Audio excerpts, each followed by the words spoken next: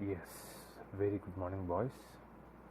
This is Mr. Satish again, and we are in 14th week now successfully. Hope you are all fine and you've been making use of this Schoology and our Zoom talk teaching as well.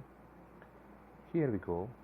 This week we have a new literature lesson talking about scientists with tweets and hashtags. The lesson name is Why Did You Become a Scientist? The lesson does not say about a person who became a scientist, and it is not asking you to go through or manipulate certain mandatory things to become a scientist or some options. Doesn't say, but it is of course a motivational lesson, and you have got a poem as well. The key idea of this lesson is to tweet. As you know, blogs and Facebook posts, the people who are famous and some celebrities, they tweet so that it becomes popular and the people come to know what their ideas are. So this lesson's main idea is a kind of tweet that scientists are able to discover new things that no one else knows. Here some hashtags are also given. The main purpose, this was actually written in 2015. Scientists from around the world began sharing their motivations for becoming scientists using the hashtag, that's I am a scientist because. This was the hashtag. After that they used to tweet continuously their purposeful dialogues or words. Their tweets, photos and drawings show how varied and important scientific exploration is. When I heard The Learned Astronomer, also this is a poem, this relates an anecdote to reveal poet Walt Whitman's response to a dry scientific lecture.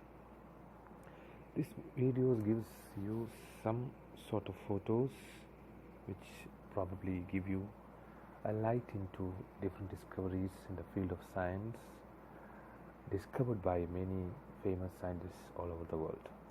As students, when you are reading this selection, you need to explore the class connections between scientists and the sense of wonder. There you will say, although Whitman was not a scientist, his poem that you are getting a short poem in this lesson, this poem shares some of the ideas in I'm a scientist because tweets. What attitude do Whitman and the scientists have in common? This should be our question before we enter the lesson. We should have that idea. What attitude do Whitman and the scientists have in common? As I told you initially at the beginning of this video, I told you this is not giving you kind of pattern that you need to undergo to become a scientist, but it is of course some motivational tweets that tells why did those scientists become in that way. And as you know, the speaker in this lesson, some of them they begin to feel tired and sick and leaves the lecture hall sometimes when they were talking about scientific discoveries and exploration, and some of them would rather experience the mystical night air and look at the stars in perfect silence than learn about them through a dry scientific lecture.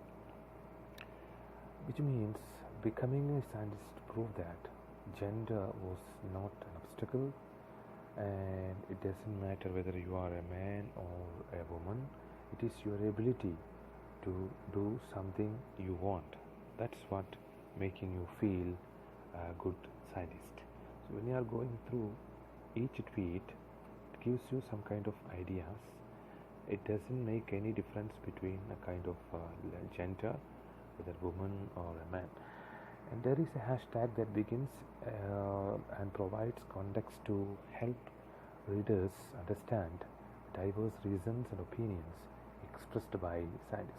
When people begin their tweet with a hashtag, they clearly point out the topic of this tweet. The central idea of these tweets is that science is a profession for people who are curious and love to learn. I repeat, central idea of this tweets is that science is a profession for people who are curious and love to